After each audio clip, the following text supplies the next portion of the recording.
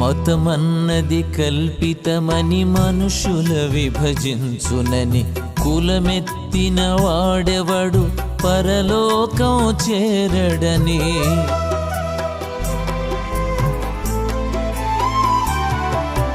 మతమన్నది కల్పితమని మనుషుల విభజించునని కులమెత్తిన వాడెవడు పరలోకం చేరడని. మనిషి మనిషిగా జీవించవలెనని, మనిషి మనిషిగా జీవించవలెనని మానవతా చాటితివే, మార్గము బోధించితివే.